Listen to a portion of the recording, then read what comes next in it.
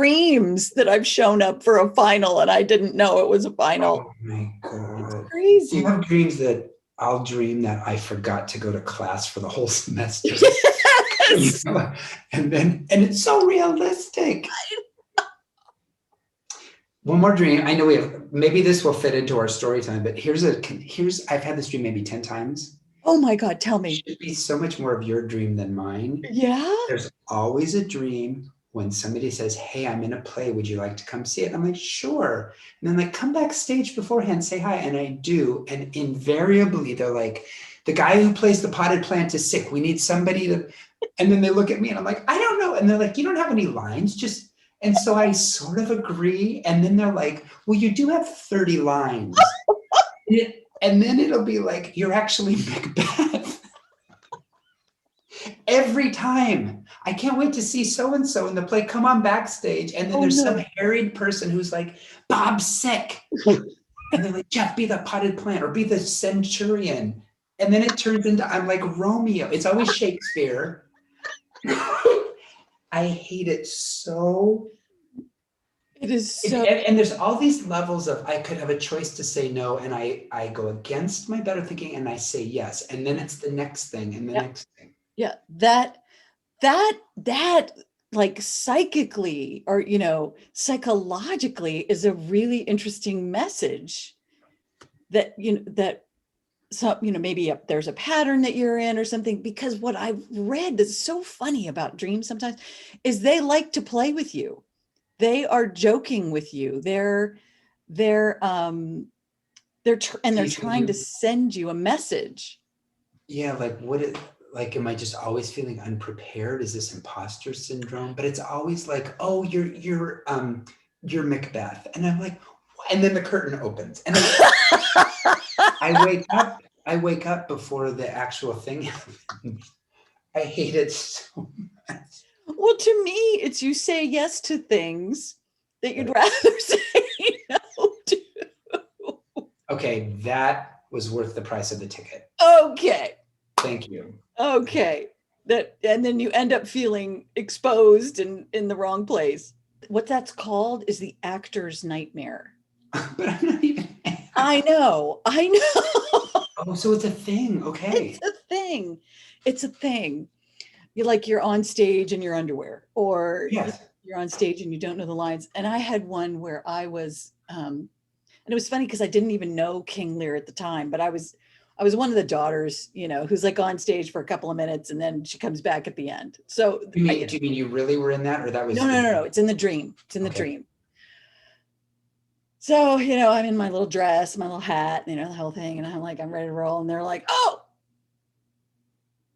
King Lear is sick. We need you to play King Lear." Oh,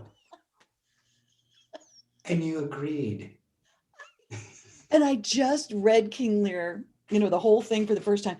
It's like 4 hours long, and 3.5 of the hours are King Lear's lines. And yes.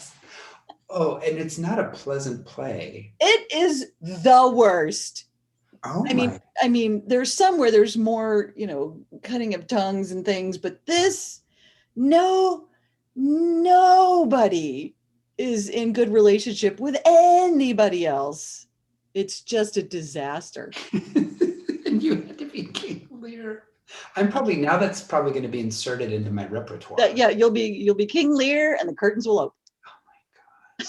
And it's always some jerk with a clipboard who's like, "We don't have, you know, we just need a maid." And they're like, "Put on the maid costume." And I'm like, "No, I don't think that's a good idea." And then like, "You just have to stand there with a feather duster." I'm like, "Okay, that's," and then they're like, "Well, you have 10 lines in the first act." And I'm like, "What?" And then I'm the lead. Every time. I hate it. And then that relief. When you wake up. Yeah, it takes about 5 minutes to be like, "Okay, I don't think that really happened." I don't think so. I don't, is it? Am I late for performance? I'm not in the play. Those are hard for me, the actor's nightmares, but the ones about school, are the ones that really terrorize me. That Maybe those seem more realistic or something. maybe because we were in school for so many years, and the desks and the clock and the Right. attitude of the And the teacher, and pencil and number two, and you're just like, yeah. I forgot to ever take calculus. I took Chinese for years. I would have dreams that my parents spoke Chinese and I would have missed. I was there for the final. And then I'm like, why didn't you tell me? And they're like, we didn't really want to complicate things. I'm like, well, this isn't helping for the test. You could have spoken Chinese for 10 years. This guy, he had the same terrifying dream for over 20 years. Oh, God. I know. And he was in a house, and there was like this bald skinhead guy that would come up to the windows and start looking in and be like threatening and banging, and the guy was terrified, and he would sort of hide inside the house, and the guy would come in and be threatening him, and he'd always wake himself up before the thing was over. And I think the guy who had this dream finally was like, I need help. Somebody's got to help me with this. What do I do? And I'd have to look up who gave him this advice, but they said, stay in the dream as long as you can. Let him in, let the guy in. Let him in. Encourage the confrontation. And so it took him a long time, but he would get further and further in the dream to like get toward the door, to open the door. And then he finally was able to open the door. And then after a while, he opened the door and said, come in. And the scary guy comes in, like he's going to hurt him. And then he looks at him and goes, and he leaves.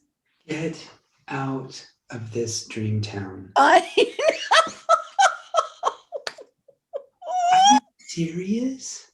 That's like the dream guy was like, you finally had the chutzpah to do it. That's right. And he never had like good on you kind of thing. Good on you. You got it.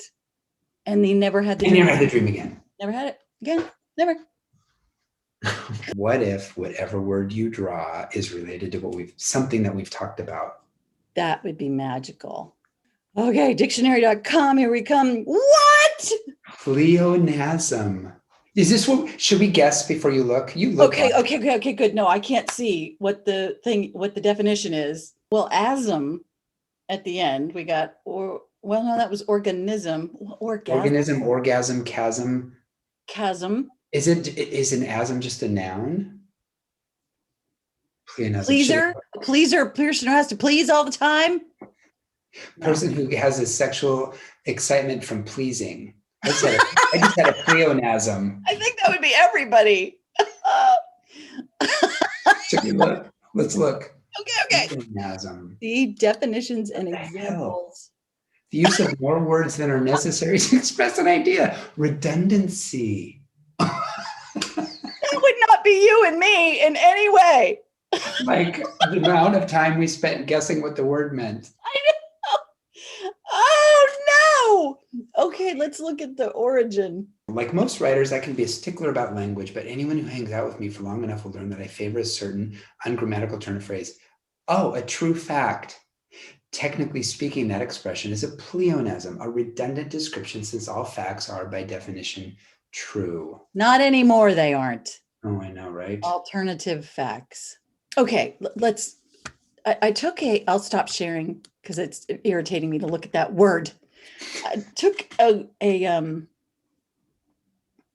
I was an English major, I took a class in grammar. Yeah. Well, you've taken lots of classes in grammar. I love that. I know. I was not studying English in order to study grammar. I was into the literature part. But he and I hated him. We all hated him. But he was trying to help us see that the rules of grammar are actually ways to keep the status quo in place. Oh. That if you couldn't speak like an educated person, yep, then it meant you weren't, and we knew how to treat you. Ew. So there's classism in grammar. Yeah. Actually, that makes sense. Yeah. So, particularly from England, people that speak in a posh, you can really tell who's where. And so in America, since we all have similar accent, well, no, I don't.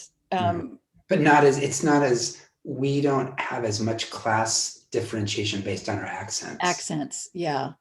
So things like a pleonasm or pleonasm, Ew. knowing what that is a Right. really rarefied thing to know. Right. So it's not that it's wrong. It's I good know. to know when you're being Yeah. repetitive. But that's just what's Is it Hail Caesar? There's a Coen Brothers movie about George Clooney. They're filming a film in Hollywood. yeah. But there's a scene with Ralph Fiennes. They're doing an English period piece with like a Noel Cowell play, and they Yeah. hired this cowboy to do the lead, and he is not getting it right. And there's a scene where Ralph Fiennes is like, "Would that it was so simple." He's like, "Would that it were so simple." Would that it were so simple. Would that it were. Would that it were so simple. Would that it were so simple. Would that it were so simple. Would that it were so simple. My dear boy, why do you say that? For some, it is so funny. And Ralph Fiennes is trying to. Would that it was so simple. Would that it were so. Would that it were. And Terry uses it all the time now. Would that it were so simple. That it were so simple. Would that it was so simple. We just watched the I was going to say the Big Dig, and that's no, that was the Boston Channel. We watched the Dig with Ralph Fiennes, Carey Mulligan. Yeah, that's good. It was really good. Yeah. And so much about class. So much about class. Like, and was he legit because he wasn't from the fancy? Right. Oh, I just thought of one. Oh, okay. Okay, let's go. So we just like maybe our foibles with language. I don't have any foibles with language. Sure, you go ahead and share yours. Would that it was so simple. Would that it was. Would that it were so. I mean, we get to stretch away from the original word if we need to. Because we're in charge. I'm saying yes. I only thought of one story, but you know how this goes. I'll tell one, you tell one, and we'll think of 70 more. Exactly right. And then we Okay. have to end before we can tell them all. I mean, I don't even have to write it down. I know what it is. Okay, good. Let's just go with that. As you know, years ago, I wrote and created and acted a one-man show, solo show, had it filmed. There was one story, which is when I was a 5th grader and discovered a Playboy magazine in my parents' under the bed and got out of an education. Woo!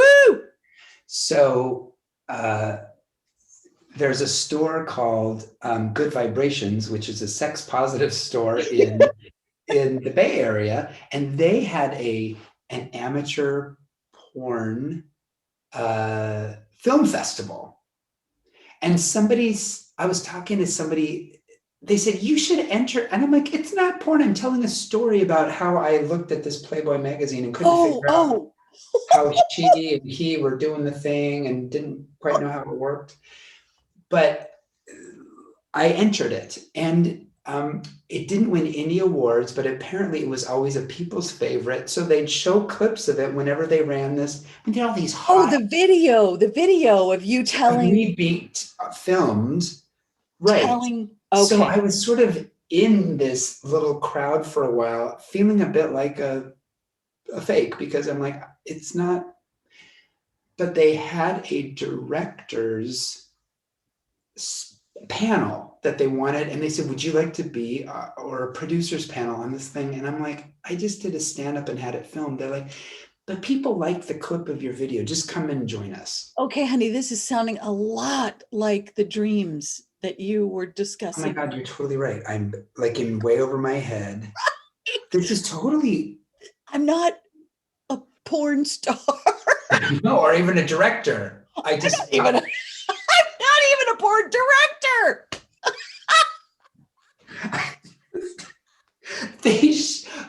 At the festival, they showed the judges watching the porn, Uh-huh. but then when they were watching mine, because it was just I'm dressed up in a bathrobe talking about, and you see the judges going, but it was comedy. It was comedy. Of course. So I had this fear that if I ever got interviewed, they would use a word that I didn't understand. Okay. So wait a minute. Wait. Just Oh, because there's like a porn vocabulary. No. Oh.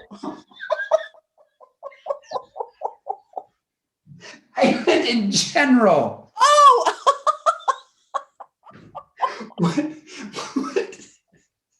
What's that one word in porn? I don't know. Let me look it up in the porn dictionary. There's got to be a porn to English translation. I'm not doing a very good job of I meant as, because we're writers and coaching and I've been interviewed, but there's this little what if they use a big word that I don't understand? That's been there. Then I get pulled into this thing and I agree to be on a panel. You do? You I did? did. Oh. I mean, I let them know. I mean, these are these directors that were wanting to go into filmmaking, and this woman who's amazing, and all the people were there, and so it was my turn, and the interviewer says, Jeff, in your work, clearly, in your work, like my in your work, clearly, narrative is important. Would you please talk about the role of narrative? I couldn't remember what narrative was. I'm like, I don't know what that is. And I know what it is, but I don't know what it is. So I said, narrative, it's really important. It's really important, narrative. And she's going, and I'm like, and she just moves on to the next person, and I die 1,000 deaths. Narrative, it's really important. Jeff. Of course I know what it means, and I ran home and looked it up, and then that's not even a porn word. I know. That was. Oh, honey, what happened, do you think? I died 1,000 deaths. They moved on. It was no big deal. And years later, I got to know the woman a little bit more, and I took her out to dinner. And then I said, do you remember? Can I just? And she did not remember. Oh, good. She didn't care. It didn't stick in my mind, but I said it did stick in mine. Yeah, oh, no. She barely remembered. She goes, I said, I just looked at you and you were giving me this look like, could you say some more? And I tried to look very deep. It's very important. It wasn't even a porn hard word. It was just a word. The pleonasm could be something like story narration is crucial. But you see how hard we're having to work to find one? Yeah. Why do we have a name for it? I like true fact. There, when characters say stuff, well, that's a true fact. That's kind of fun, right? Do you have any stories like that, or any stories around class and language? Okay. I was shaming. Well, yours was shaming too. I was going to say, yeah, I looked stellar in that one. There I am with the porn directors, not even able to talk about narrative. Oh man, this must have been 15 or more years ago, but I still remember it. As you know, we lead workshops. And this was back in the day when we did them in person, which seems like an impossible ideal at this point. Yes. Now that we're at the year anniversary, just about, of shutdown of California. Yeah. March 10th. So I was leading a workshop, and it was I think we were in DC. And we had people from all over the region come to the class. And this one woman had this super thick Southern accent, and I couldn't resist talking like her. When she would talk, I would repeat back to her what she said. Was she offended? Oh my Oh, God. Lauren. Oh no. Oh my God. She was Lauren. so upset. She was so upset. And, you know, I was like, uh, uh, uh, I, I, I didn't mean it. Whatever it is that's upsetting you, I didn't mean it. And she said, all my life, people have said I'm dumb Oh shoot. because of how I talk. Oh, That's one of the class things in the US, right? Southern. exactly. And I had to really look myself and think, what was there some level of making fun of her? Yeah. Was I ridiculing that? Was I appreciating it? What was I up to? You know, and I don't think I came out looking that good of that one. So I think me not having a Southern accent, and actually, You up on the American class that's right. system. Yeah. That's right. And if I think about it, you know, we moved to Texas when I was like 11. I never got a Texas accent. Was there like information from your family or whatever, don't sound like the locals? Not that I ever remember overtly, but they were from Massachusetts. And apparently my mother used to have a very, well, maybe not very thick, but a Massachusetts accent. Yeah, sure. That she got rid of. Yeah. By the time I was born. You know, they'd done enough traveling around, and so to me, they sounded accentless. Your family. My family. Yeah. But I'm sure there was some message of, because I can do a Texas accent if I need to. Right. Y'all. Oh, y'all, come on down. But not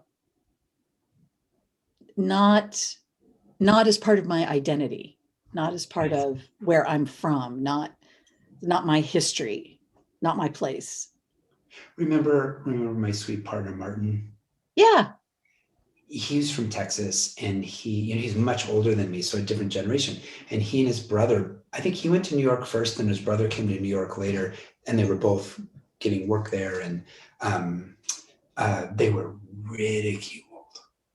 Hey, Tex, how you doing? So Martin was the oldest, then his sister Carol, then Tom, then their sister Jan. All of them from Texas. Jan lived in Texas the least amount of time because the family moved to Colorado. But Martin and Tom and Carol, to some extent, went out into the world to get jobs, were so ridiculed. Like Martin was born in 1937, so that tells that era. They were so ridiculed that in many ways, the three of them dropped that Texan accent. Jan still has the strongest. Because she didn't get quite as ridiculed about it, but her parents had a really strong Texas accent. I thought it was lovely, but I also wasn't raised in that class thing, or of course, I wasn't raised amongst that accent. Martin used to joke. The joke he would tell is, how can you tell the Texan families at Disneyland? And I'm like, what? And he goes, because they're all the ones whispering, yelling at their kids, get away from that Mickey Mouse. As in, they're yelling at their kids, but they don't want people to hear their accent. Oh. It's like, oh. And whenever they get together, there'd be family reunions, it would come out so much stronger. Yes. And I thought it was lovely, but I didn't have that. You didn't have the prejudice. Ridiculed, especially in New York, Martin and his brother Tom. Yeah. No, we would have family come from Massachusetts and visit us in Texas. And I guess I did get messages because they would talk about how friendly everybody was. Yeah. But that was also considered kind of dumb. Like, it wasn't like, as opposed to sort of New England. That's right. That's right. It was more, why are you talking to me? What's wrong with you? And would they tease that local accent? N- Uh, I think just the y'all. Yeah. That's Y'all is so interesting to me.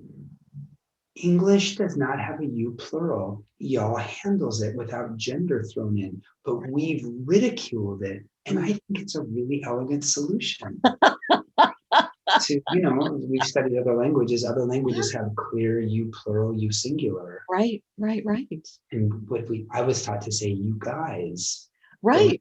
but that's Now is, gender. yeah, now I say you people, which sounds a little aggressive. Oh, right. Like you're in trouble. I try to say y'all, but then I'm like, am I What am I doing?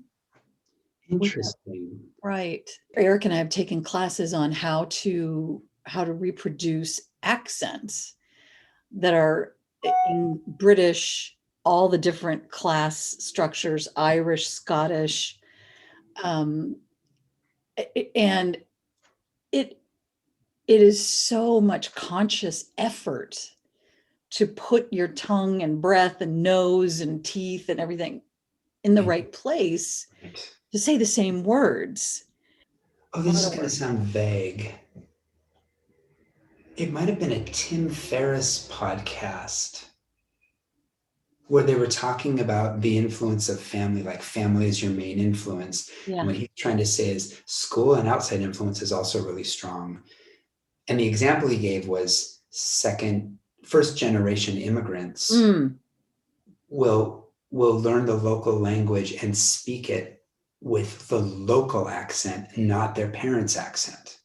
If you were only being influenced by their parents, they should speak, for example, somebody coming here, they should speak English with an accent like their parents. Right. But school and their other surroundings and their effort, it's like, oh, that's an interesting way to judge how much is affecting. Yeah. Well, and especially TV. Especially TV. I think where a lot of people learn English is watching TV. So, and I remember, where were we? I think it was Asia when you and I were traveling in Asia, and different Asians would speak to us either with a very American accent or a very British accent. Right. And so they had learned, they chose. Yeah, China is a lot that way. Like Hong Kong has a more British accent. Part of China now is more American. Right. That's it. Right. And I always think I really would have chosen the British. I really. Well, I have that. It's like British English sounds more intelligent, especially received pronunciation, right? Absolutely. Yeah. Absolutely. Yeah. No. And I think we have an acquaintance that we both know, our writing coach, who is able to use language and vocabulary and words to describe that is superior to ours. Even just fluidity in conversation. And I remember reading about, I was doing some work with a company where it was an alliance between an American, there was American part of it, there was a British part of it. And we were trying to prepare one of the senior execs that the Brits, we'd done some study on British culture, and they will use their language skills against you. Against non-Brits. Yes. Yeah. Against anybody else, or even fellow Brits, but their skill, and that the word quite did not mean, it was quite interesting. No, it means it was crap. Interesting.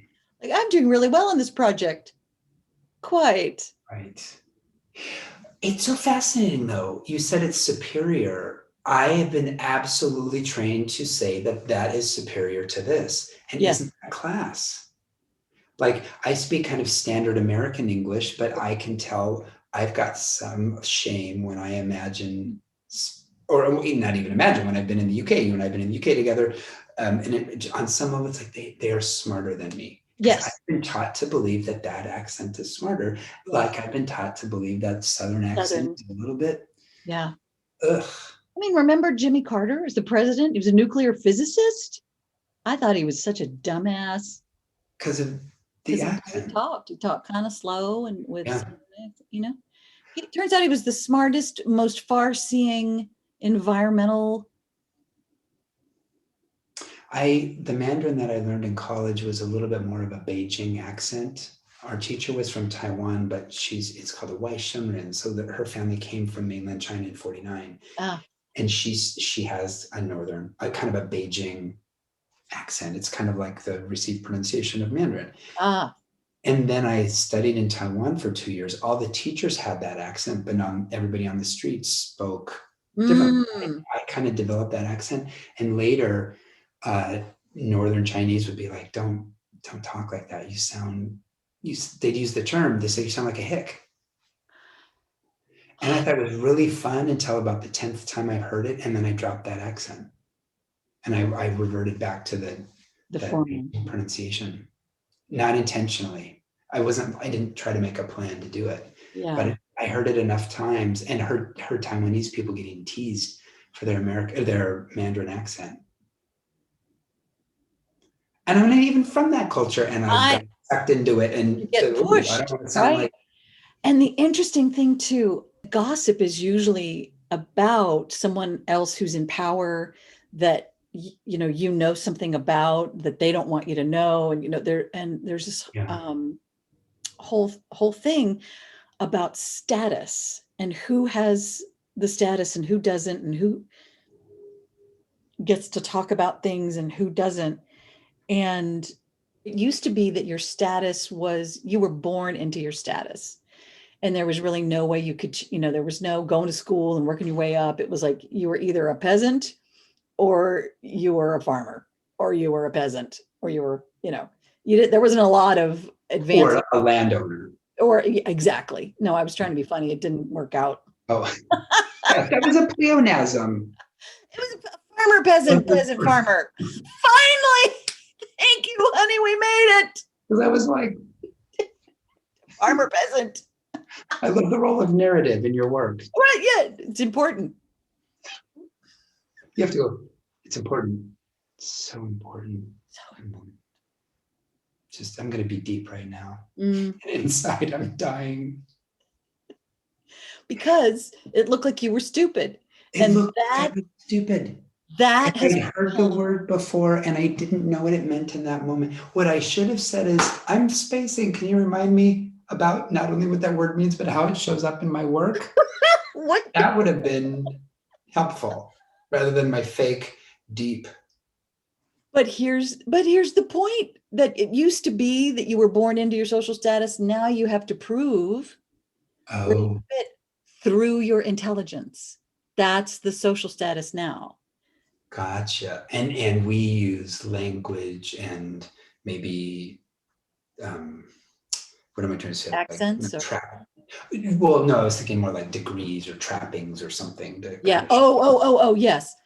Yes. Or credentials. That's the word. Credentials. That's absolutely right. So, and what this author is saying, it's Alain de Botton, Botton. He talks about, you used to be born into your place. There was no getting out of it. Just accept it. Do what you got to do, and enjoy your life. That's it. No getting anywhere else. But now there's all this stress of, you gotta be smart. You gotta go to school. You gotta,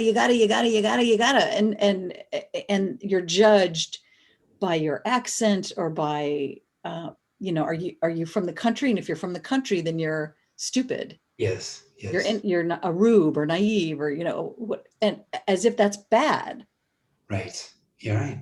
Yeah. Well, the ridiculous hypocrisy of Trump and Trumpism around immigrants, and to say, no, it's not racist. It's just, and I'm like, are you? So let's say a white British person was wanting to immigrate into this country. Would they have trouble? What about a Scandinavian? We don't ridicule their accents. Now, Germans, we tease because they sound like Nazis, that horrible shit. But like not being willing to say, well, it's the brown people or those weird accents but we're not saying it's racist. It's just all immigration policy. And it's like, no, it isn't, because Brits or Australians aren't subjected to the same thing. exactly. accent, skin color, and we And like how they sound when they speak English, or we don't or we like how don't, they. right? And oh, the hypocrisy of that. And you and I are talking about how we're obviously We judge products of it people too. based on, yeah. Yeah, It's all back to what is our internal interpretation of the accent, the clothing, the color, the size, to pigeonhole someone right away. right. And that's, And you we know, pretend like we don't. I pretend yeah, like I don't, and I'm doing it all the time. yeah, no, I'm saying, well, isn't that so nice to the woman from, and I'm thinking I'm loving it, and she's hearing it as you're ridiculing me. Well, on some level, it's I like, pro isn't her accent cute? You know? Yeah, exactly putting it on, let's all notice it. yeah. Right, right, right, Okay. right. We've had a successful achievement. Was that a pleonasm? I think it is a success and yeah, I I thought of think, one other story, and it doesn't have to do with pleonasm. It's just Martin's mom. yes, It I was her haven't, birthday. She was in a yes, care facility. Her friends were all around. We came to visit. I wrote her out a card, a birthday card, yeah, and I didn't realize that she was going to open it up and read it in front of all her sweet older friends. And my handwriting was bad. And I had written, "Dear Jeanette, it's so nice to get to know you better." And she read, "Dear Jeanette, I'm so glad you're feeling better." And I was so embarrassed. And all these sweet ladies at her care facility, like, "That is so sweet. I'm so glad you're feeling better." And I had written, "I'm so glad to get to know you better." And "I'm so glad you're feeling." And she said, "Thank you." And as if I'm just going to take whatever you said and it's good. I wasn't sick, but I could have been. You have enough empathy. You think I might have been. I will take your good. So glad you're feeling better. She said, "Jeff, that is And then very you nice." can't really explain. It's like, no, I'm not glad you're feeling No, I'm better. not glad you're feeling better. I'm glad to get to know you better, but I'm not glad now. no, but now I don't care that I know you better. No, I don't want to know you better I don't want to know. because you've outed the fact that I can't write legibly. I don't know what narrative is, and I can't write legibly. I'm so glad you're feeling better.